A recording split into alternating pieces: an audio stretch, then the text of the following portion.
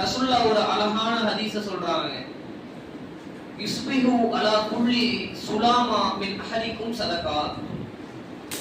உங்களில் ஒவ்வொருவரும் உங்களுடைய உடலில் இருக்கக்கூடிய ஒவ்வொரு மூட்டு இருக்குல்ல, ஒவ்வொரு ஜாயிண்ட், ஒவ்வொரு முட்டுக்கும் நீங்க தர்மம் செய்வது உங்கள் மீது இருக்கிறது. நீங்க தர்மம் செய்யணும்.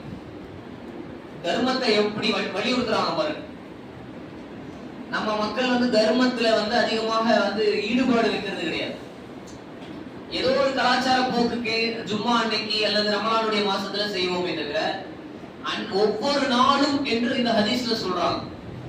ஒவ்வொரு நாளும் உங்களுடைய ஆதமுடைய மகனுடைய முட்டுகளுக்கு அவன் என்ன செய்யணும்? தர்மம் செய்ய வேண்டும் என்று சொல்லிட்டு சொல்றாங்க. எதுவுமே இல்ல, ஏழைகளிடத்துல அப்படி இருக்காதானே.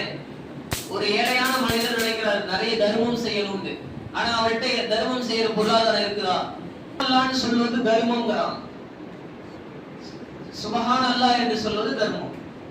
வகுல்லு தஹ்மீதா சதகா. அல்ஹம்துலில்லாஹ்னு சொல்வது தர்மம். தர்மம்னு நினைச்சு சொல்ல வேண்டியதான். தர்மம் செய்யறதுக்கு காசு இல்ல, இல்லனா என்ன பிரச்சனை இல்ல, சுபஹான் அல்லாஹ்னு சொல்லுங்க.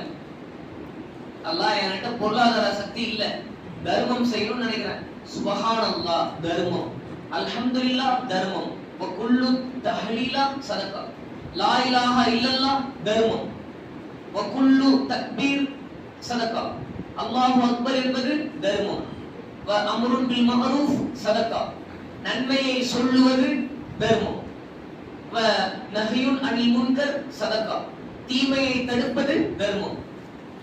அடுத்து சொல்றாங்க வ யுஜ்ஸிகு மின் தாலிக ரகஅதானி. இத எல்லாத்தையுமே ஹோலா நீங்க அடையணும்னா லுஹா தொழுவுங்கங்கறாங்க. நீங்க லுஹா தொழுகையை பேணுங்க. இப்ப இந்த ஹதீஸ்ல பாருங்க, நன்மையை சொல்லுவது தர்மம். தர்மம் செய்யறதுக்கு காசு இல்ல, நன்மையான விஷயங்களை சொல்றது இருக்குல்ல, தீமையான விஷயங்களை தடுக்கிறது ஒரு தர்மம் என்று சொல்றாங்க. நன்மையான விஷயங்களை தடுக்கிறதுக்கு எப்படிங்க நன்மையான விஷயங்களை சொல்லணும், தீமையான விஷயங்களை தடுக்கணும்னா எப்படி?